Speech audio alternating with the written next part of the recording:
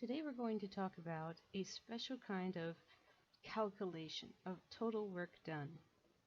In the case that your goal is not just to move an object or slide it along the floor, but your goal is in particular to lift an object, lifting problems.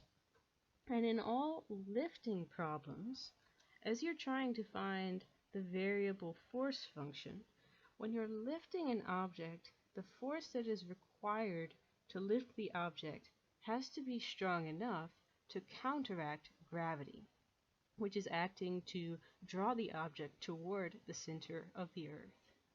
So in this case, as we're trying to find our function f of x, it has to have the same strength as gravity to counteract gravity and cause the object to lift up. Now, the magnitude of the force of gravity on an object, magnitude of force of gravity, is given by an object's weight.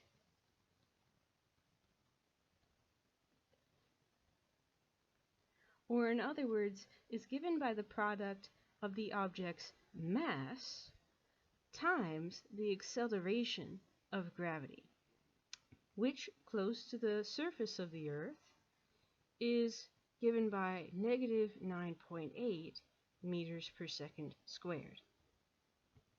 So let's consider the following problem. A bucket which weighs 3 pounds. We're trying to lift that out of a well which is 10 feet deep. And the bucket is hanging from a chain that weighs 0.2 pounds per foot of length. Find the total work done lifting the bucket out of the well. Now, in general, we have this formula that the total work done is equal to the integral from starting position to final position of the variable force function at that position. And in this lifting problem, we will have to figure out how strong the force has to be to counteract gravity.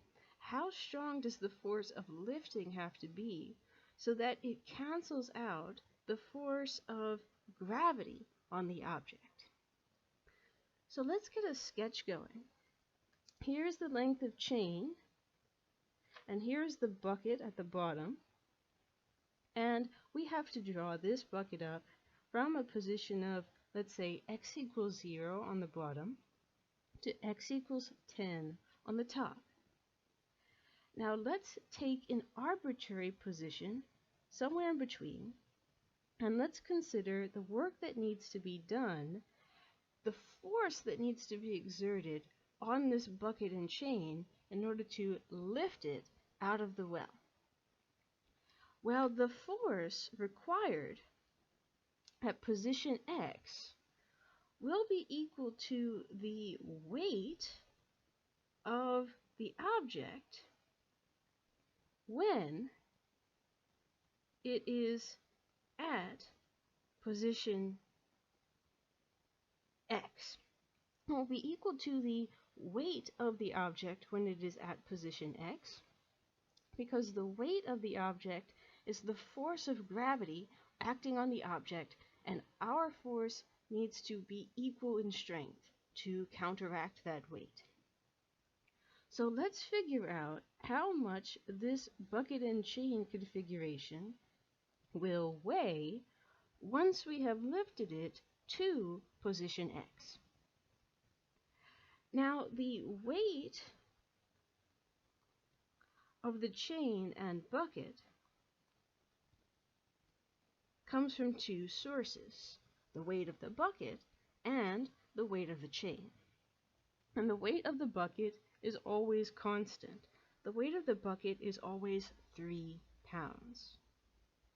But the weight of the chain depends on how much chain we still have left to lift. Now, if we have traveled x units already, if we have already lifted x units worth of chain out of this well, that means that we still have 10 minus x units of chain left to go. So 10 minus x units of chain left to go, and each unit of chain weighs 0.2 pounds.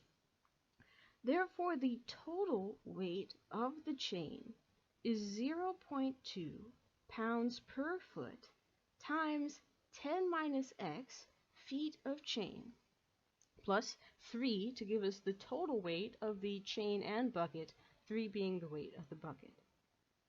Now, finally, we can integrate from the initial position to the final position. The force function that we found, the force required to lift the bucket and chain at that position. Integrate that from 0 to 10 with respect to x, and that number, when you're finished calculating it, will be the total work done required to lift this chain and bucket out of the well.